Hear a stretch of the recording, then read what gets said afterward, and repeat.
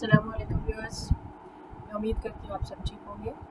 आज ये मेरे हाथ में आप देख रहे हैं, ये मेरा गोल्ड मेडल है जो मैंने political science and international relations में बहाउद्दीन ज़िक्रिया यूनिवर्सिटी से 1988-89 सेशन में मैंने क्वालिफाई किया था और मैंने ये गोल्ड मेडल लिया था। आज मैंने सोचा कि मैं अपने व्यूअर्स को और अपने सब्सक्राइबर्स को, अपने स्टूडेंट्स को ये दिखाऊँ कि देखिए मैंने ये गोल्ड मेडल विन किया हुआ है, जो कि मैं कहती हूँ कि I am the gold medallist in political science and international relations. और मेरा ये सब्जेक्ट जो है, इसमें मेरे पास टीचिंग एक्सपीरियंस फॉर 16 ईयर्स जो ग्रेजुएशन क्लासेस हैं। CSS में मैंने किया, उसमें 98 में मैंने CSS किया। उसमें मैंने पॉलिटिकल साइंस में फर्स्ट डिवीजन जो है वो यू कैन से 200 में से 150 मार्क्स मैंने सिक्योर किए। तो ये मेरा आज गोल्ड मेडल है। मैंने सोचा था कि वीडियो के स्टार्ट में मैं आप लोगों को दिखाऊंगी। This is from Bahauddin Zakaria university 87-88 session. आज का जो हमारा लेक्चर है वो बहुत इम्पोर्टेंट है। आप कहते होंगे कि मैडम हर लेक्चर में ये कहते हैं कि बहुत इम्पोर्टेंट है। नो डाउट कि CSS के सारे क्वेश्चंस और सारा सिलेबस जो है वो बहुत ज़्यादा इम्पोर्टेंट है। कोई आप एक्सपेक्ट नहीं कर सकते कौन सा क्वेश्चन आता है, लेकिन कुछ क्वेश्चन ऐसे होते हैं जो कि रेगुलर रूटीन में जो है वो आ रहे होते हैं। लाइक सोशल कॉन्ट्रैक्ट थ्योरी का कंपैरिजन जो है हॉब्स, लॉक एंड रूसो, जो उन्होंने सोशल कॉन्ट्रैक्ट थ्योरी दी है, वो क्वेश्चन हर साल CSS के एग्जाम में, पॉलिटिकल साइंस के पेपर में आता है। लिहाजा मैंने अपने पेपर में, अपने इस लेक्चर्स में मैंने लॉक, फर्स्ट ऑफ ऑल मैंने हॉब्स की सोशल कॉन्ट्रैक्ट थ्योरी दी है, फिर मैंने लॉक की सोशल कॉन्ट्रैक्ट थ्योरी दी है। न सिर्फ सोशल कॉन्ट्रैक्ट थ्योरी दी है, बल्कि मैंने इन थिंकर्स के जो दूसरी थ्योरीज थी उनको भी मैंने डिस्कस किया है, और आपने, मुझे उम्मीद है कि उनको सुना होगा और आपके लिए वो बहुत यूज़फुल होंगे। अब आज जो हमारा लेक्चर है वो रूसो पे लेक्चर है। जैकेस रूसो जो थे, जिनका ताल्लुक जेनेवा से था। जेनेवा एक सिटी स्टेट था छोटा सा, जो कि यूरोप में था, और उसमें उनकी पैदाइश होती है। लेकिन रूसो को डिस्कस करने से पहले मैं ये बताती चलूँ कि CSS में हॉब्स, लॉक और रूसो का कंपैरिजन आ जाता है कि जी इनकी सोशल कॉन्ट्रैक्ट थ्योरी, तीनों ने एक ही चीज़ दी है, लेकिन तीनों के स्टांस, तीनों का पॉइंट ऑफ व्यू मुख्तलिफ है। सोशल कॉन्ट्रैक्ट थ्योरी हॉब्स भी देता है, लॉक भी देता है, रूसो भी देता है, तो इसमें क्या डिफरेंस है वो आज के लेक्चर में आपको रूसो के बारे में फर्स्ट ऑफ ऑल मैं रूसो का आपको बताऊंगी, उसका बैकग्राउंड बताऊंगी, किन सर्कमस्टेंसेस में रूसो ने अपनी सोशल कॉन्ट्रैक्ट थ्योरी दी, जिस तरह से बाकी थिंकर्स ने दी है। और फिर उसके बाद मैं आपको हॉब्स, लॉक और रूसो तीनों का कंपैरिजन दूंगी मुख्तलिफ स्टेप्स के साथ, कि लाइक अगर उसने नेचर ऑफ मैन के बारे में लॉक ने क्या कहा, हॉब्स ने क्या कहा, रूसो ने क्या कहा। फिर स्टेट ऑफ नेचर में का एक टाइटल है, तो स्टेट ऑफ नेचर के बारे में जैसे सोशल कॉन्ट्रैक्ट थ्योरी को उन्होंने कंस्ट्रक्ट किया, जैसे उन्होंने बनाया है, तो उसके मुताबिक मैं आपको तीनों का कंपैरिजन बताती चली जाऊंगी। कापी पेन अपने पास रख लीजिएगा और इसको जैसे जैसे मैं बताती जाऊँ आप लिखते जाइएगा। अगर आप इस तरह से डायग्राम बना के 3 कॉलम बना लें, एक में हॉब्स, एक में लॉक, एक में रूसो, और उसके साथ ही आप 3 हेड्स दे दें सोशल कॉन्ट्रैक्ट थ्योरी में। पहला नेचर ऑफ मैन, फिर स्टेट ऑफ नेचर, फिर उसके बाद जो है वो सोशल कॉन्ट्रैक्ट की नेचर क्या थी, फिर उस सोशल कॉन्ट्रैक्ट के तहत कौन से इदारे जो है इस्टेब्लिश होते हुए नजर आ रहे हैं, फिर उन इदारों ने किस तरह से काम करना था, और कौन सी फॉर्म्स ऑफ गवर्नमेंट जो है उससे कॉन्स्टिट्यूट होनी थी। ये 3-4 स्टेप्स हैं जो सोशल कॉन्ट्रैक्ट थ्योरी का स्ट्रक्चर है। तीनों ने इसी स्ट्रक्चर्स पे बात की है, लेकिन मुख्तलिफ अंदाज से बात की है। वो कंपेरिजन मैं आपको इंशाल्लाह दूंगी। थोड़ा सा आपको पेशेंस शो करना होगा इसमें, क्योंकि आपको ये पता है कि मेरे पास बोर्ड भी इस वक्त नहीं है कि मैं आपको वाइट बोर्ड पे आपको समझा सकूँ उस तरह से कि आपको चीज़ें जो है बेदस में, लेकिन मेरी पूरी कोशिश होगी कि अपने लेक्चर में आप लोगों को अच्छी तरीके से जो है अंडरस्टैंड करा दूँ टॉपिक्स को। अच्छा, उसमें रूसो जो है उसके बारे में, उसके पस मंज़र का थोड़ा सा बताती चलूँ कि लुई 14 जो है, जो कि 1715 में जिसकी डेथ होती हुई है, और उसका जो ग्रैंड सन है लुई 15, जब वो तख्त संभालता है फ्रांस में, उसकी उम्र उस वक्त ओनली 5 ईयर्स ओल्ड होता है, 5 साल का होता है। He was so quite young कि वो रियासत के अमूर को संभाल नहीं सकता। अगरचे वो तख्त पे आ जाता है, लेकिन वो डिक्लेयर हो जाता है कि ये किंग होगा, लेकिन उसके जो मामलात हैं स्टेट के, वो लॉर्ड और लीन्स जो थे उन्होंने उसको टेक किया। लुई 14 के बारे में, जो कि उसके ग्रैंड फादर थे जिसकी डेथ हो चुकी थी 1715 में, जिनकी मैंने बात की है, उनको द सन किंग कहा जाता था। सन किंग क्यों कहा जाता था? उसका एक टाइटल था कि जी उसने अपने आप को ये टाइटल खुद दिया हुआ था उस किंग ने, लुई 14 نے he remained the longest rule in the Europe جو تھا وہ لوئی 14 کا تھا. the strongest and the most autocratic ruler جو تھا وہ لوئی 14 تھا. اب لوئی 14 کو سن کنگ اس نے اپنے آپ کو یہ ٹائٹل خود اس لیے دیا تھا کہ وہ یہ کہتا تھا کہ جس طرح سے یونیورس جو ہے وہ سولر سسٹم کی جو سن کے گرد گھومتا ہے سولر سسٹم، سملرلی پوری امپائر جو ہے وہ میرے گرد گھومتی ہے. سو اس نے اپنے آپ کو سن کنگ کا ٹائٹل دیا ہوا تھا. اس کے بعد میرا پورا ایک لیکچر جو ہے وہ میرے پلے لسٹ میں موجود ہے، لوئی 14 کے جو اچیومنٹس ہیں اور لوئی 14 کا جو رول رہا ہے اس کے اوپر میرا ایک پورا لیکچر ہے جو آپ اگر دیکھنا چاہیں تو دیکھ سکتے ہیں. میں سن کنگ کی بات کر رہی تھی، لوئی 14 کی بات کر رہی تھی. جب اس کی ڈیتھ ہوتی ہے تو اس کے گرینڈ سن کو رول مل جاتا ہے تو وہ اس طرح سے اسٹرانگ ثابت نہیں ہوتا کیونکہ Louis 14 was a very strong and very autocratic and very tactics full of tactics ruler تھا. اس نے اپنے دور میں پارلیمنٹ کو بھی کنٹرول میں رکھا ہوا تھا، اس نے اپنے دور میں نوبلٹی کو بھی کنٹرول میں رکھا ہوا تھا. اب جیسے اس کی ڈیتھ ہوتی ہے تو پارلیمنٹ اور جو نوبلٹی ہے وہ اپنے آپ کو دوبارہ اسٹرینتھن کرنا شروع کر دیتے ہیں. اب اس کا رزلٹ کیا ہوتا ہے کہ جو مڈل کلاس ہے، جو لوئر کلاس ہے ان فرانس، وہ بہت زیادہ ڈپریشن میں ہوتے ہیں، بہت زیادہ بے چینی ان کے اندر پائی جاتی ہے.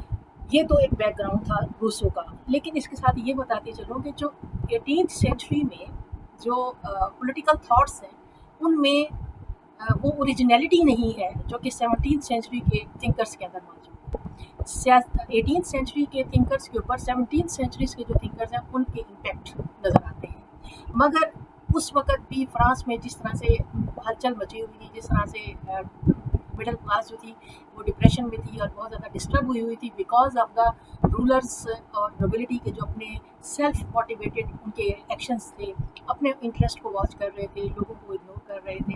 اس سے ان کے اندر جو بے چینی پھیلی تھی اس سے انٹلیکچوئل سرکل میں یہ چیز محسوس کی جا رہی تھی. اینڈ ایٹ دیٹ ٹائم جو لیڈرز آف انلائٹنمنٹ تھے وہ دے ور angry, they were informed and they were intelligent and they know how to write. وہ اس کو جانتے تھے. اور ان سب میں، ان تمام کنٹمپریریز میں، تمام ہم عصروں میں جیکوز روسو جو تھا he became the most popular and the most prominent figure in intellectual circle. Rousseau کی پیدائش جنیوا میں 1712 میں ہوئی اور 1728 تک وہ جنیوا میں رہا. Geneva was a small city state جو کہ یورپ میں تھی اور اس کے جو باشندے ہوتے تھے وہ اپنی اسٹیٹ کو بہت لائک کرتے تھے، اس کے سسٹم کو بہت لائک کرتے تھے. یہی وجہ ہے کہ روسو آخر تک جو ہے وہ اپنی جنیوین فارم آف گورنمنٹ کو جو ہے وہ اس کی پریز کرتا رہا اور اس کو پروموٹ کرتا رہا. روسو کی اپنی جو پرسنل لائف ہے وہ خاصی ڈسٹربڈ ہے اور اس کی لائف میں آنے والے بہت سارے لوگوں نے بہت اہم کردار ادا کیا ہے اس کے تھاٹس کے. اچھا، روسو کے خیالات کے بارے میں یہ کہا جاتا ہے کہ روسو کے خیالات کو جب کہتے ہیں کہ جی یہ ایک ایسا ہے کہ جس میں روسو کو خود پتہ نہیں ہے کہ ڈریگ بیگ جسے وہ کہتے ہیں کہ جی اس کے جو تھاٹس ہیں وہ ڈریگ بیگ ہیں کہ کچھ بھی نکالو اس کا کوئی پتہ نہیں کہ پہلے والے کے ساتھ اس کا لنک ہے یا نہیں ہے، وہ آپ کو مل جائے گا. یعنی مختلف قسم کے ڈس جوائنٹڈ تھاٹس جو ہیں وہ آپ کو روسو کے تھاٹس میں ملیں گے. اپیرنٹلی آپ کو یہی لگتا ہے کہ جی ایسا ہی ہے، لیکن ایسا نہیں ہے. اگر آپ تھوڑا سا اس کو انڈرسٹینڈ کریں تو لگتا ہے کہ Rousseau is a very prominent leader and he has given very solid thoughts in political western political thought.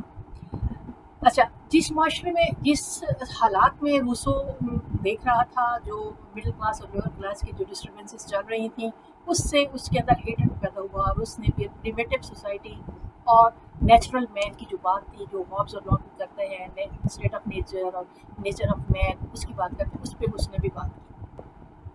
Rousseau جو ہے وہ اپنے جو کنٹمپریریز تھے ان سے برعکس ہو کے بات کرتا تھا. اس وقت کنٹمپریریز فلاسفرز جو تھے یا اس وقت جو نوبلٹی تھی یا پارلیمنٹ تھی، اس کے اندر کیا تھاٹ چل رہے تھے؟ وہ انڈیویجولزم اینڈ سیلف انٹرسٹ.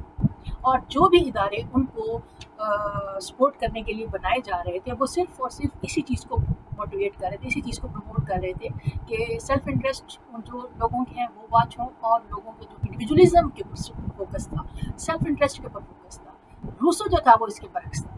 وہ کیا کہتے ہیں؟ وہ کہتے ہیں کہ اگر آپ سیلف انٹرسٹ کو واچ کرتے ہیں تو پھر ہر انسان دوسرے انسان کے سامنے آ کے کھڑا ہو جائے گا، کیونکہ ہر انسان کے انٹرسٹ جو ہے وہ دوسرے انسان کے ساتھ کنٹراسٹ کریں گے، کلیش کریں گے، لہٰذا اس سے انتشار پھیلے گا اور افراتفری پھیلے گی جو کہ لبرٹی اینڈ اتھارٹی کو جو ہے وہ چیلنج کر جائے گا. اور اچھی زندگی جو ہے وہ لبرٹی اینڈ اتھارٹی کا گڈ بیلنس جو ہوگا وہ اچھی زندگی ہوگی.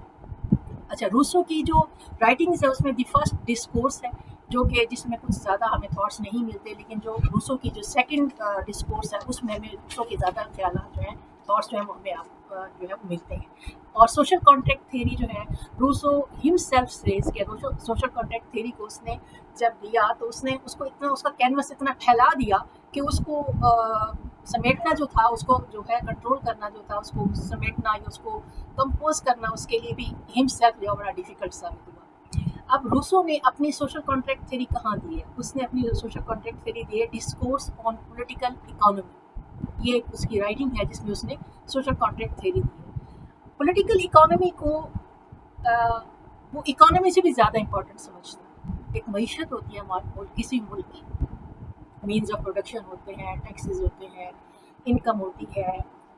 یہ اکانومی جو پورے ملک کو رن کر رہی ہوتی ہے، اس سے بھی زیادہ امپورٹنٹ وہ کہتا ہے کہ پولیٹیکل اکانومی ہے. اب پولیٹیکل اکانومی کیا ہے؟ Political economy is the relationship between the government and the public and the means of source of income you can say. لوگوں کا حکومت کے ساتھ جو تعلق ہوتا ہے اس کے لیے باقاعدہ ایک ڈسپلن، یہ سوشل سائنس کی ایک برانچ ہے پولیٹیکل اکانومی، کہ لوگوں کا تعلق حکومت کے ساتھ کس قسم کا ہونا چاہیے. اس کے لیے وہ یہ کہتا ہے کہ اس کے لیے education is a very important thing. کون سی ایجوکیشن؟ پولیٹیکل اکانومی میں creation of citizen ship is the most important thing. وہ یہ کہتا ہے کہ if you have good citizens, اگر آپ کے پاس اچھی شہری ہے، you can find any thing, you can build any country if you have good citizen. اور گڈ سٹیزن شپ کے لیے وہ اس کی ڈیفینیشن کیا دیتے ہیں؟ Good citizenship is a citizenship that surrenders its will in favour of community will. Community کی will کے تحت اپنی ول کو تابع کر دے ایک فرد جو ہے، that is called good citizenship. اور اس کے لیے وہ یہ کہتا ہے کہ every government should focus on certain educational package that must have contents for building love for the country. اپنے ساتھ ہی وہ یہ بھی کہتا ہے کہ کوئی بھی کنٹری، کسی بھی کنٹری کے اندر کوئی بھی سٹیزن اپنی کنٹری سے اس وقت تک لو نہیں کر سکتا جب تک اس کنٹری کے اندر اس کی اپنی بیسک ٹریڈیشنس، ریچولس، کسٹمس اور اس کی اپنی زندگی محفوظ نہیں ہے. وہ شخص اپنی کنٹری سے محبت نہیں کر سکتا جہاں پر اس کو یہ تحفظ حاصل نہیں ہوگا. So government should focus on the education regarding the citizenship, کہ ان کا سٹیزن شپ کے جو کانسیپٹس ہیں، سٹیزن شپ کی جو لو ہے، جو محبت ہوتی ہے، پیٹریوٹزم جو ہے وہ اس کو پروموٹ کرنا. That is the basics of political economy. کہ وہ کہتا ہے کہ پولیٹیکل اکانومی میں اس ایجوکیشن کے اوپر فوکس کرنا گورنمنٹ کے لیے ضروری ہے. اچھا، اسی ڈسکورس آن پولیٹیکل اکانومی میں وہ اپنی سوشل کانٹریکٹ تھیوری کی بنیاد رکھتا ہے. وہ یہ کہتا ہے کہ ایک آرگینک اسٹیٹ ہوتی ہے. آپ یہ آرگینک اسٹیٹ کی بات کر رہے ہیں، لاک نے کچھ اور بات کی تھی، ہابس نے کچھ اور بات کی تھی. جب میں آخر میں آپ کو کمپیریزن دیتی ہوں تو آپ کو پتہ چل جائے گا کہ یہ ڈفرینٹ ہے لاک اور ہابس کی اسٹیٹس. اب آرگینک اسٹیٹ کا تصور کرتے ہیں. وہ کہتا ہے کہ روسو ایک ایسی ریاست کے بارے میں بات کرتے ہیں. وہ کہتے ہیں یہ ایک ایسی ریاست ہوگی جو کہ آرگینک بیسڈ ہوگی، جس میں جو لائک اے لیونگ باڈی ہوگی، اور اس کا انحصار خصوصی ول کی بجائے، پرٹیکولر ول کی بجائے جنرل ول پر ہوگی. This is a very important thing. Rousseau کا جو جنرل ول کا کانسیپٹ ہے، it's a most important thing. Some time question general will پہ بھی آ جاتا ہوتا ہے کہ روسو نے جو جنرل ول کا کانسیپٹ دیا ہے اس کو ایکسپلین کریں. تو وہ اس کے اوپر اگر آپ کو آتا ہے تو وہ بھی آپ کے اس لیکچر میں آج آپ کو میں جنرل ول کے بارے میں بھی آپ کو بتا دوں. اچھا جی، اب جب اس نے کہا کہ یہ ایک آرگینک اسٹیٹ ہوگی، اور یہ آرگینک اسٹیٹ جو ہے اس کی جو بیسس ہوں گی وہ مورالٹی ہوگی. اس کی بیسس جو ہے وہ کیا ہوں گی؟ اخلاقیات پر ہوں گی. کوئی بھی انسان اس آرگینک اسٹیٹ میں تو سب کچھ ہوگا اور اس کے بغیر صفر ہوگا. اپنی سوشل کانٹریکٹ تھیوری کو اسٹارٹ کرتے ہوئے وہ ایک بہت ہی ہسٹورک سینٹینس بولتا ہے، لکھتا ہے، جو کہ روسو کے ساتھ اٹیچ ہوا ہوتا ہے. کہ وہ روسو نے کہا تھا کہ man is born free but everywhere he is in chains. انسان آزاد پیدا ہوا ہے مگر ہر جگہ اس کو زنجیروں میں جکڑا ہوا ہے. مین زنجیریں کس چیز کی ہیں؟ زنجیریں جائیداد کی ہیں، زنجیریں اخلاقیات کی ہیں، زنجیریں جو ہیں وہ غربت کی ہیں. آپ یو کین سے کہ انسان کے اوپر بہت ساری کمپلشن ہیں، انسان بہت ساری کنسٹرینٹس کے اندر جو ہے وہ آیا ہوا ہے. مین آل دا مین از بورن فری. اب وہ کہتا ہے کہ پولیٹیکل کمیونٹی کس قسم کی ہونی چاہیے کہ جو کمیونٹی ڈیولپ ہو اس آرگینک اسٹیٹ کے اندر وہ ایسی ہو جس میں فورس نہیں ہونی چاہیے، فورس کو وہ لیجیٹیمیٹ نہیں کرتا. وہ کہتا ہے کہ مائٹ از ناٹ رائٹ، اس کی بنیاد مورالٹی ہے، اس آرگینک اسٹیٹ کی بنیاد مورالٹی ہے، اخلاقیات ہوگا. اور اس قسم کی ایسوسیشن کے لیے ہی سوشل کانٹریکٹ کیے جاتے ہیں. اور یہ کانٹریکٹ جو ہابز نے کیا اور جو لاک نے کیا وہ مختلف تھا. ہابز نے جو کانٹریکٹ کیا اس نے یہ کانٹریکٹ کیا کہ لوگ اپنے تمام رائٹس کو جو ہے وہ کسی ایک اتھارٹی کے خلاف سرنڈر کر دیں. لاک نے جو کانٹریکٹ کیا اس نے تمام اختیارات کو سرنڈر کروا دیا ایک ریسپانسیبل اینڈ ریپرزینٹیو اور آنسریبل گورنمنٹ کے حق میں. روسو کہتا ہے کہ حقوق جو ہیں وہ فطری نہیں ہے، نیچرل نہیں ہے، بلکہ سوشل ہیں. اور سوسائٹی کے اندر رہتے ہوئے جب آپ کو حقوق چاہیے ہوتے ہیں تو اس کے لیے آپ کو کچھ ذمہ داریاں بھی نبھانی ہوتی ہیں. روسو کے مطابق ہر ممبر آف دا کمیونٹی جو ہے اپنے سرنڈر کرے گا اپنے رائٹس کو، مگر اور وہ انکنڈیشنل ہوگا اور کمپلیٹ سرنڈر ہوگا. لیکن اس کے ساتھ ہی وہ یہ کہتا ہے کہ پیپل، لوگ خود ول بی دا ساورن، مقتدر اعلیٰ ہوں گے. اب وہ مقتدر اعلیٰ کس طرح سے بنا رہا ہے، ان کو سرنڈر بھی کروا رہا ہے اور مقتدر اعلیٰ بھی بنوا رہا ہے. کس طرح سے؟ وہ کہتا ہے کہ اگر میں یہ بات کرتا ہوں کہ ہر بندہ اپنے رائٹس میں انڈیپینڈنٹ ہے تو پھر کوئی اتھارٹی نہیں ہوگی کوئی یہ ڈیسائیڈ کرے کہ کس نے کیا کرنا ہے کس نے کیا نہیں کرنا. پھر وہ کہتا ہے کہ اس کا نتیجہ کیا ہوگا، اس میں انتشار ہوگا، افراتفری ہوگی اور پھر کوئی مائٹ از رائٹ اور کسی کی کوئی چیز محفوظ نہیں ہوگی. روسو کے مطابق وہ کہتا ہے کہ انسان اس کانٹریکٹ کو کرنے سے، اس سوشل کانٹریکٹ کو کرنے سے اپنی آزادیوں کو تو کھو دے گا، مگر اس کے ساتھ اس کو قانونی بنیادیں وہ حاصل ہوں گی جس کے ساتھ وہ اپنی زندگی بہتر اور بہت اچھی گزار سکے. اب روسو کیا کہتا ہے کہ ایک اسٹیٹ جنم لیتی ہے جسے آرگینک اسٹیٹ ہوتے ہیں. وہ کہتا ہے یہ آرگینک اسٹیٹ جب پیسو ہوگی، یہ آرگینک اسٹیٹ جب پیسو ہوگی تو پھر یہ اسٹیٹ ہوگی، اور جب یہ ایکٹیو ہوگی تو یہ ساورن ہو جائے گی، یہ مقتدر اعلیٰ ہو جائے گی. اسی طرح کہتا ہے کہ لوگ بھی ڈبل رول پلے کریں گے. کس طرح سے؟ جب لوگ کسی پبلک پالیسی کو، کسی لا کو کانسٹیٹیوٹ کریں گے، بنائیں گے، تو وہ ساورین ہوں گے، مقتدر اعلیٰ ہوں گے. اور جب وہی لوگ اسی لا پہ خود عمل کر رہے ہوں گے دین دے ول بیکم دا سبجیکٹس، وہ پھر رعایا بن جائیں گے. تو پیپل بھی دوہرا کردار ادا کریں گے. اب وہ کہتا ہے یہاں پہ جنرل ول آ رہا ہے کہ جب لوگ ڈبل رول پلے کریں گے، ایک طرف وہ لا میکنگ کرتے ہیں، وہ مقتدر اعلیٰ ہو جاتے ہیں، ساورین ہو جاتے ہیں، پاورفل ہو جاتے ہیں، پالیسی بنا رہے ہیں، پبلک پالیسی بنا رہے ہیں، لا بنا رہے ہیں. اور جب اسی لا پہ وہ امپلیمنٹ کریں گے، اپنے اوپر لاگو کریں گے اور اس کے اوپر عمل درآمد کریں گے، اس کو فالو کریں گے، اس کو کیا کہتے ہیں، اس کے اوپر عمل کریں گے، اس کے اوپر، اس لا کے اوپر اس کی وائلیشن نہیں کریں گے، اوائڈ کریں گے اس کو، اس وقت وہ رعایا کا رول ادا کر رہے ہیں.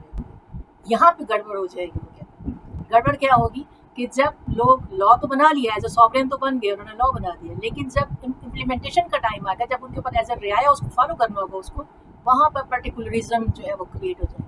And in order to avoid that particularism, اس پرٹیکولرزم سچویشن کو نکالنے کے لیے وہ کہتا ہے کہ کیونکہ وہ پرٹیکولر سچویشن ہوگی کہ کمیونٹی کو ڈسٹروائے کر دے گی، کہ آپ نے لا تو بنا لیا لیکن اوائڈ کرتے وقت آپ نے اس کو خود ہی اس کو وائلیشن کر لیا. اس کے لیے وہ کہتا ہے کہ پھر کیا ہوگا، اس باڈی پولیٹک کو، اس ریاست کو، اس اسٹیٹ کو کس طرح سے ورک کرنا ہوگا، ایز اے جنرل ول کے طور پر جو ہے وہ اس کو آپ نے چلانا ہوگا. اب روسو کا جنرل ول کیا ہے، اس سے پہلے کہ مزید اس کے پر ڈسکشن کروں، جنرل ول کی جو ڈیفینیشن ہے روسو نے جو دی ہے وہ ڈیفینیشن میں یہاں پڑھ رہی ہوں. آپ اگر لکھنا چاہتے ہیں تو لکھ لیجئے، میں آرام سے پڑھوں گی، آرام سے سمجھاؤں گی تاکہ آپ کو یہ کنسیپٹ کلیئر ہو جائے. بٹ از جنرل ول، یہ کسی جنرل کا نام نہیں ہے، general will. In his discourse on political economy, political economy کے ڈسکورس کے رائٹنگ میں جب اس نے یہ لکھا، Rousseau says the body politic یعنی ریاست جو ہے is also a moral being, ایک اخلاقی عنصر ہے اس کے اندر، پوزیسڈ آف اے ول، جس کی اپنی ایک ول ہے. And this general will which tends always to the preservation and welfare of the whole and of every part. General will وہ ہے جو ریاست کے اندر موجود تمام لوگوں کی مرضی لے کے آئے, تمام کو انکلوڈ کرے, whole and every part of it, and is the source of the laws. اور یہی جنرل ول لا بناتے ہوئے جنرل ول اس کی بیس بنی. Constitutes for all members of the state, جس میں ریاست کے تمام ممبرس شامل ہوں, in their relations to one اندر, ایک دوسرے کے ساتھ تعلقات میں, and to each the rule of what is just اور انجسٹ.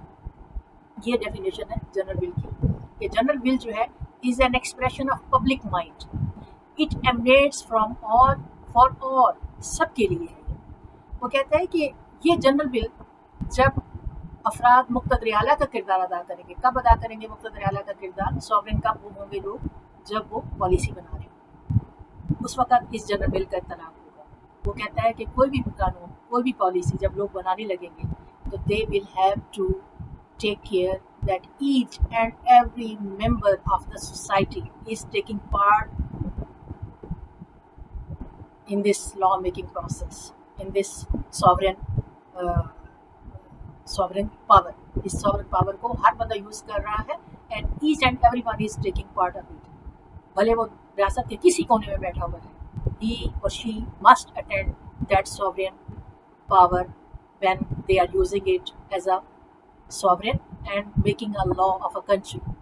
اس میں کیا ہوگا؟ وہ کہتا ہے کہ کوئی بھی قانون اگر ایک ملک کے اندر بن رہا ہے اور آپ یہ کہتے ہیں کہ جی یہ قانون میں نے بنایا ہے اور یہ قانون جو ہے وہ کنسنسس بیسڈ ہے, جو ہم عام طور پر سنتے ہیں consensus based. What is consensus based? No, not at all. Consensus based نہیں ہے. دیٹ کنسنسس بیسڈ ہے, میجورٹی نے اس کو کہا ہے, لیکن مائنورٹی تو رہ گئی, مائنورٹی کی تو اس میں سے ہی نہیں ہے. دیٹ مینس کہ this law is not based on general will. General will includes each and every person. The opinion of each and every person must be there. اور ساتھ ہی وہ پھر اس کے اندر ہی وہ یہ بھی کہہ دیتا ہے کہ وہ جو انٹرسٹ گروپس ہیں, مفاداتی گروپس ہوتے ہیں جو لوگوں کی رائے کو اکٹھا کرتے ہیں اور پھر وہ ایز اے پالیسی جو دیتے ہیں, وہ کہتے ہیں وہ ان انٹرسٹ گروپس کی فیور میں بھی نہیں ہے. وہ یہ کہتے ہیں کہ ان کو بھی ایکسکلوڈ کر دینا چاہیے, because people should take participate in this law making process directly and express there will directly, instead of through any third party, instead of through any interest group, instead of through any agent, instead of through any party, political party. وہ کہتے ہیں no, general will is that power, that opinion which is expressed directly when people are using their sovereign power. جب اقتدار اعلیٰ کو use کر رہے ہوتے ہیں, جب وہ لا میکنگ کر رہے ہوتے ہیں, تو each and every person. اس کے لیے پھر یہ کہتے ہیں کہ جی how is it possible. Current state میں تو آپ دیکھتے ہیں کہ بہت سارے ممالک تو آبادیاں اتنی زیادہ ہیں تو لوگوں کا ایک جگہ پہ اکٹھا ہونا ممکن نہیں ہے. کیسے ہو سکتا ہے کہ سارے کے سارے لوگ جو ہے وہ لا میکنگ ہو رہا ہے اور اس میں وہ پارٹیسپیٹ کریں؟ پہلا آبجیکشن اس پہ یہ آتا ہے جنرل ول کے اوپر. دوسرا وہ یہ کہتے ہیں کہ جی لوگوں کی کیپیسٹی اتنی نہیں ہوتی کہ وہ انڈرسٹینڈ کر سکیں لیجسلیشن. ایک ویری ٹیکنیکل میٹرز ہوتا ہے اور legislation is not an easy task. تو عام بندے کی سوچ سے بالا ہوتا ہے کہ لا میکنگ کس طرح سے کرنی ہے. اس کی بہت ساری نازک چیزیں ہوتی ہیں, اس کی بہت ساری ٹیکنیکلٹیز ہوتی ہیں, اس کے بہت سارے ایشوز ہوتے ہیں, ٹاپکس کو انڈرسٹینڈ کرنا ہوتا ہے. اس کے لیے knowledge and intelligent and intellect چاہیے اس کے اندر. تو وہ کیسے کریں گے؟ تو یہ کہتا ہے کہ پہلی جو آبجیکشن ہے کہ لوگ اتنے سارے اکٹھے کیسے ہوں گے. تو یہ کہتا ہے کہ نو پرابلم, کسی ایک شہر میں اکٹھے ہو جائیں. اور کیونکہ وہ کہتا ہے کہ if when the matter is about the liberty and rights, then little inconvenience is no matter. کہ آپ تھوڑی سی انکنوینئنس لے رہے ہیں, but you are assuring your liberty, you are assuring you are using your right, you are using your power. So اس کے لیے اگر inconvenience آپ کو ٹیک کرنی پڑے تو no matter. دوسرے کا وہ یہ جواب دیتا ہے کہ انٹلیکٹ کی جہاں تک بات ہے, وہ کہتا ہے کہ اس کے لیے لیجسلیٹرز جو ہیں, جو لا میکرز ہیں, جو ٹرو سلیکشنز ہیں لوگوں کی, وہ ان کو لوگوں کو گائیڈ کرنا ہے, بتانا. لیکن یہاں پہ بھی بات وہی آ جاتی ہے نا کہ وہ لوگ ان کی رائے سے اپنی رائے بلڈ کریں گے. اینی وے جنرل ول یہ تھا کہ جنرل ول جو ہے وہ اسٹیٹ کے اندر کسی بھی کونے میں کوئی بھی شخص بیٹھا ہے, ہی اور she will take part in that law making process, اور پھر وہ اس کا امپلیمنٹ جو ہے اس کو کرے گی. अच्छा, जनरल विल के ऊपर मैं एक बड़ी अच्छी एक अशफाक अहमद साहब का एक ड्रामा था, बहुत अच्छा। उसको मैं कोट करती होती हूँ अपने स्टूडेंट्स को अक्सर, कि उसमें कहा गया कि एक जो हीरो होता है और वो बार बार हीरोइन के पास आता है कि जी मुझे जो है ना वो आपसे मैरिज करनी है, मैं बहुत पसंद करता हूँ आपको, मैं आपके बगैर रह नहीं सकता, तो इस तरह की बातें। तो उस पे वो लड़की ने बहुत अच्छी बात की जो जनरल विल को बड़ा कंसेप्ट करती है। वो क्या, उसने कहा कि तुम मेरे लिए क्या कर सकते हो? उसने कहा मैं तुम्हारे लिए जान दे सकता हूँ, तो मैं तुम्हारे लिए जो है वो आसमान से तारे तोड़ के ला सकता हूँ, बट सो जैसे कि होता है फिलोसफिकल और रोमानवी अंदाज में, मैं बहुत कुछ कर सकता हूँ, आप जो चाहोगे मैं आपको दे सकता हूँ, मैं आपको बहुत अच्छी ज़िंदगी दूंगा, ये करूँगा वो करूँगा। तो उस लड़की ने कहा कि जो मैं चाहती हूँ वो तुम कर सकते हो? उसने कहा हाँ। उसने कहा मेरे तुम अपनी मर्जी को मेरी मर्जी के ताबे कर दो, just surrender your will in favour of mind. ये जनरल विल का कंसेप्ट रूसो का जो है वो हमें उस ड्रामे में भी नज़र आया कि अपनी मर्जी को मेरी मर्जी के ताबे कर। तो ये है कि लोग अपने इस इंटरेस्ट को, अपनी इस जनरल विल को यूज़ करें और अपनी जनरल विल को इन फेवर ऑफ स्टेट जो है वो जो है सरेंडर करें।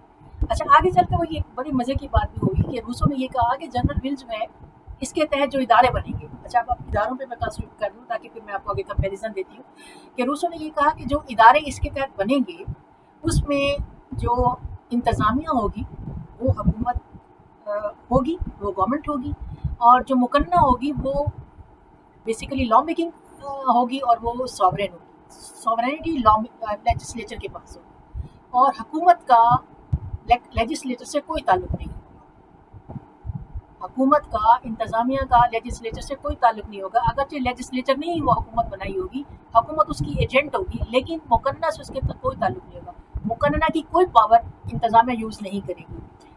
This is called presidential form of government. ये इसी तरह से फॉर्म्स ऑफ गवर्नमेंट भी हमें इन्हीं थिंकर से मिलती हैं कि सेपरेशन ऑफ पावर है। Legislature will make the law, executive will implement the general will को इम्प्लीमेंट करेगी हुकूमत, और हुकूमत एजेंट होगी, और जब चाहे मुकर्रना इस एजेंट हुकूमत को जो है लॉ मेक करके ख़त्म कर सकती है। फिर वो ये कहता है कि अगर तर्ज हुकूमत में बहुत सारे लोग सॉवरेन हैं तो दैट विल बी डेमोक्रेसी। अगर बहुत कम लोगों के पास सॉवरेनिटी है तो वो अरिस्टोक्रेसी या अशराफिया होगी। फिर वो ये कहता है कि अगर एक बंदे के पास पावर है तो वो मोनार्की या अरिस्टोक्रेसी या ऑटोक्रेसी होगी, डिक्टेटरशिप होगी। अब इसके साथ ही वो ये कहता है कि किसी भी रियासत के लिए जब आप हुकूमत तर्ज हुकूमत का इंतखाब करना लगे कि किस किस्म की हुकूमत बनानी चाहिए इस मुल्क के अंदर, उसके लिए वहाँ की मुख्तलिफ नासिर को मद्देनज़र रखें, लाइक पॉपुलेशन का साइज़ क्या है, कंट्री का साइज़ क्या है, और इस तरह से इकॉनमी की सिचुएशन क्या है, तभी आप तर्ज हुकूमत जो है उसको आप जो है वो सर्टन करें किसी भी हुकूमत। ये है रूसो। अब आ जाते हैं हॉब्स, लॉक एंड रूसो। इन तीनों का कंपैरिजन करते हैं। अच्छा, तीनों का कंपैरिजन लेक्चर मेरा बड़ा हो रहा है, लेकिन ये कि अभी मैं इसको ख़त्म करूँगी। तीनों का कंपैरिजन में आपने क्या करना है, मार्जिन ड्रॉ करना है, ऊपर social contract theory, Hobbs, lock and Rousseau, और फिर आपने साइड पे टाइटल देंगे। नंबर 1 पहला टाइटल है नेचर ऑफ मैन, इंसान की फितरत के बारे में। नंबर 1 पे हॉब्स था, नंबर 2 पे लॉक है, नंबर 3 पे रूसो है। ठीक है, मैं इसी तरह से बताती चली जाऊँगी। नेचर ऑफ मैन के बारे में हॉब्स क्या कहता है? हॉब्स कहता है इंसान सेल्फिश है, क्रूअल है, सेल्फ इंटरेस्ट वॉच करता है और सेल्फ इंटरेस्टेड मोटिवेटेड होता है। वो कुछ और नहीं करता सिवाय अपने इंटरेस्ट को वॉच करना। It is regarding the nature of man bye Hobbs. Lock क्या कहता है? लॉक कहता है इंसान सेल्फिश ज़रूर है मगर ही इज़ सेंसिबल है, और वो इस सेंसिबिलिटी में आके अगला स्टेप लेता है। तीसरा, रूसो क्या कहता है? रूसो कहता है कि कोई नेचर ऑफ मैन के बारे में बात नहीं करता, साथ ही वो कहता है कि जो स्टेट ऑफ नेचर की बात है ये हाइपोथेटिकल है, ये एक मफरूज़ा है कि एक चीज़ को आप जैसे बनाने थे थीसिस, सिंथेसिस, फिर थीसिस, एंटीथीसिस एंड फिर सिंथेसिस होता है। तो इस तरह से एक मफरूज़ा क्रिएट किया गया है। अदरवाइज़ वो ये कहता है कि جیسا کہ اس کے دور میں تھا کہ نوبلٹی اور پارلیمنٹیرینس جو تھے وہ سیلف انٹرسٹ کو واچ کر رہے تھے، تو وہ بھی یہاں پہ یہی کہتا ہے کہ سیلفش ہیں لوگ، سیلفش ہوتے ہیں، جس طرح سے سیلف انٹرسٹ موٹیویٹڈ جو تھے نوبلٹی اور کنگ جو اس وقت کر رہے تھے، جس کی وجہ سے روسوں کے کنٹری کے حالات جو اس وقت ٹھیک نہیں تھے. تو تینوں سو فار نیچر آف مین کو سیلفش قرار دے رہے ہیں. نمبر 1 ٹھیک ہو گیا. نمبر 2 اسٹیٹ آف نیچر کے اوپر تینوں نے کیا کہا. یہ اب سوشل کانٹریکٹ تھیوری کے اسٹیپس دے رہی ہوں میں آپ کو. سوشل کانٹریکٹ تھیوری کا اسٹرکچر اس طرح سے ہے. اسٹیٹ آف نیچر کیا ہے؟ اسٹیٹ آف نیچر وہ ہابس کیا کہتا ہے کہ جب ہابس نے کہا کہ انسان لالچی تھا، خود غرض تھا، سیلف انٹرسٹ موٹیویٹ کر رہا تھا، اس کی وجہ سے کیا تھا اسٹیٹ آف نیچر میں کیا تھا، مائٹ از رائٹ تھا، جس کی لاٹھی اس کی بھینس، جو طاقتور تھا وہ ہر چیز پہ قابض تھا اور کسی کی کوئی چیز محفوظ نہیں تھی. لاک کہتا ہے نو ایسا نہیں تھا. Social nature state of nature میں جو ہے لوگ پیسفل زندگی گزار رہے تھے، بہت اچھی زندگی گزار رہے تھے، کوئی کسی قسم کا مسئلہ نہیں تھا.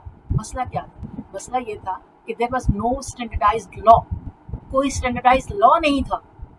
اگر کوئی اسٹینڈرڈائز لا نہیں تھا، اور اس کی وجہ سے کیا تھا کہ لا آف نیچر جو تھا، جس کے تحت وہ اسٹیٹ گورن ہو رہی تھی، جس کے تحت وہ اسٹیٹ چل رہی تھی، اس کی انٹرپریٹیشن ہر انسان خود اپنی مرضی سے کرتا تھا اور کر سکتا تھا، کیونکہ اسٹینڈرڈائز لا نہیں تھا. دوسرا یہ کہ کوئی کلیش آ جاتا تو اس صورت میں کوئی جوڈیشری نہیں ہے جو ان کے بارے میں ڈیسائیڈ کروا سکے، اور امپلیمنٹیشن کے لیے کوئی ایگزیکٹو موجود نہیں تھی. تو لاک نے کہا کہ اسٹیٹ آف نیچر میں لوگ مائٹ از رائٹ نہیں تھا، لوگ پیسفل رہ رہے تھے، کوئی لڑائی جھگڑا نہیں تھا، مگر یہ کمی تھی اس کے اندر.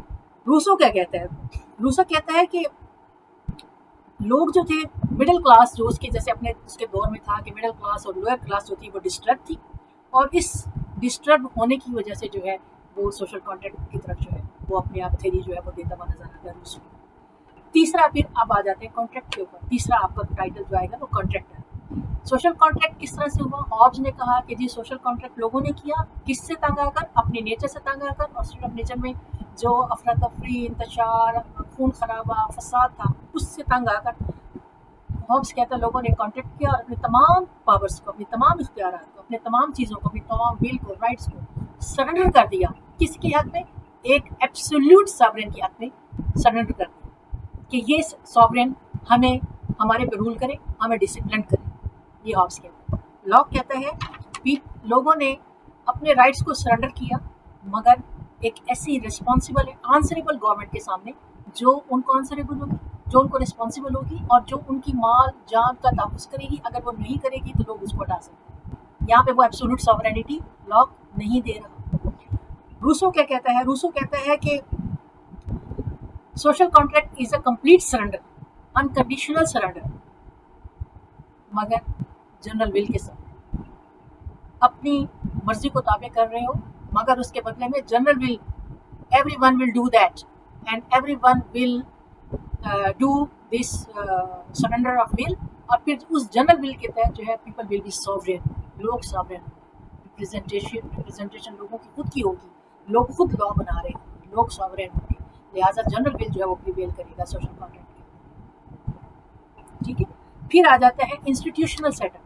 جب یہ سوشل کانٹریکٹ ہو گیا تو ہابس کے مطابق انسٹیٹیوشنل سیٹ اپ کیسا ہوگا؟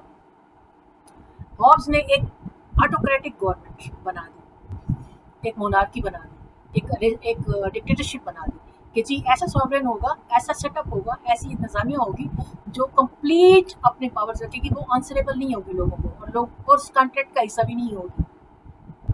اور پھر لاک کیا کہتا ہے؟ لاک کہتا ہے کہ گورنمنٹ جو ہے وہ رسپانسبل ہوگی، آنسریبل ہوگی، اسٹرکچر گورنمنٹ کا وہ جو بنا رہی ہے، اور اگر وہ لوگوں کے امودوں کے مطابق کام نہیں کرتی اس کو ہٹا سکتے ہیں. جنرل ول میں جو جنرل ول جو پریویل کر رہی ہے روسو کے ساتھ، وہ یہ کہتا ہے کہ مقررہ ول بی دا ساورین اینڈ انتظامیہ جو ہے وہ اس کا ایجنٹ کے طور پر کام کرے گی. مقننہ کون ہوگی؟ جنرل ول ہوگا، اور جنرل ول کون ہوں گے؟ لوگ ہوں گے، each and every person of the state. پھر بینیفٹ آف جو ہے وہ اس سوشل کانٹریکٹ کا کیا ہوگا؟ 5 منٹ آپ کا جو ٹائٹل بنے گا سائٹ پہ، people will be able to save their life and liberty. Hobbes کے ٹائم میں انہوں نے کہا کہ جی لوگ اس سے اپنی جان و مال کا تحفظ کرنے کے لیے انہوں نے یہ ایگریمنٹ کیا اور یہ گورنمنٹ بنائی. لاک نے کیا کیا؟ اس نے کہا کہ اس ایگریمنٹ کے تحت، سوشل کانٹریکٹ کے تحت لوگ رول کریں گے، اور اس وقت تک لوگ اپنی اس حکومت کے ساتھ चलेंगे जब तक वो हुकूमत उनको सपोर्ट करेगी, उनके लिए काम करेगी। जैसे ही वो हुकूमत उनके खिलाफ काम करेगी वो लोग उसको हटा सकेंगे। और रूसो क्या कहता है कि yes are representative government will be formed and but the people will be the sovereign and general will be the sovereign. Basically general will को वो सॉवरेन करना है, मतलब दरियाना बनाना है कि वही जनरल विल है जो बेसिस होगी स्टेट के अंदर होने वाले हर लॉ, हर पॉलिसी, हर पब्लिक डिसीजंस की बेस जो है वो जनरल विल होगी। और किसी एक तबके को, किसी एक ग्रुप को, चाहे वो माइनॉरिटी है या मेजॉरिटी है, उसको रिप्रेजेंट नहीं करेगा। ये कंपैरिजन है इन तीनों का, हॉब्स, लॉक एंड रूसो। और ये आपके क्वेश्चन आएगा सीएसएस के अंदर कि हॉब्स, लॉक और रूसो की सोशल कॉन्ट्रैक्ट थ्योरी को एक्सप्लेन करें। आपने हॉब्स, लॉक और रूसो के जो पस मंजर्स हैं जो मैंने आपके तीनों वीडियोज़ में दी हुई हैं, अभी करंट वीडियो जो मेरी बन रही है इसमें अभी मैंने आपको शुरू में रूसो के बारे में बताया है, इसी तरह से लॉक और हॉब्स के बारे में मैंने आपको दिया हुआ है। वो आप लोगों ने वहाँ से उनका थोड़ा सा बैकग्राउंड देना है, किस बैकग्राउंड्स के तहत उन्होंने ये थ्योरी दी है। उसके बाद फिर ये आप कंपेरिजन लिख दीजिएगा और एट द एंड जो है वो करंट सिचुएशन के साथ, सिनेरियो के साथ आप अगर इसको मिलाना चाहते हैं तो आज भी रियासतें जो है आप वो ये कहते हैं कि जी एक जगह पे जो है वो लोगों ने हजूम किया हुआ है, लोगों ने तोड़ फोड़ की हुई है, लोगों ने जो है वो गवर्नमेंट के जो है चीज़ें तोड़नी शुरू कर दी हैं। और किस लिए तोड़नी शुरू कर दी हैं और उसकी वजह से क्या हुआ कि उन्होंने रोड ब्लॉक किया हुआ है। रोड ब्लॉक होने की वजह से बहुत सारे लोग जो हैं हॉस्पिटल्स जा रहे हैं, कुछ बीमार हैं, कुछ स्कूल्स जा रहे हैं, ऑफिस जा रहे हैं, वो डिस्टर्ब हो रहे हैं। तो दैट मीन्स कि वो अपने राइट्स को हासिल करने के लिए दूसरों के राइट्स को मान रहे हैं। तो इस तरह की सिचुएशन अक्सर आपको भी मुख्तलिफ ममालिक में, अपने मुल्क में भी नज़र आती है। जब लोग किसी बात को मनवाने के लिए इस तरह के एजुटेशन करते हैं तो वो क्या होता है बेसिकली, वो ये होता है कि जी आपने वही बात जनरल विल वाली डबल रोल प्ले करना होता है। When you make the law you are the sovereign, when you are obeying them you are the subjects. तो आपको हकूक़ के साथ साथ जो है वो फ्राइज भी अदा करने होते हैं। हुकूमत को उस वक्त तक जो है वो लोग उसको ओबे करते हैं और करना चाहिए जब तक कि वो उनके वेलफेयर के लिए जो है वो काम कर रहे होते हैं। आई होप आपको ये लेक्चर आपको अंडरस्टैंड हो जाएगा और आपको समझ में आ जाएगा। आपके कमेंट्स का मुझे बहुत ज़्यादा इंतज़ार रहता है, आप अपने कमेंट्स से आगाह किया करें। Thank you very much. इंशाल्लाह बाकी जो नेक्स्ट जो हमारे वेस्टर्न पॉलिटिकल थॉट के 2 या 3 मेरे ख्याल है 3 हमारे रह गए हैं, मैं उनको कवर करने के बाद I will go for Muslim political thought. अल्लाह हाफिज़। Thank you very much.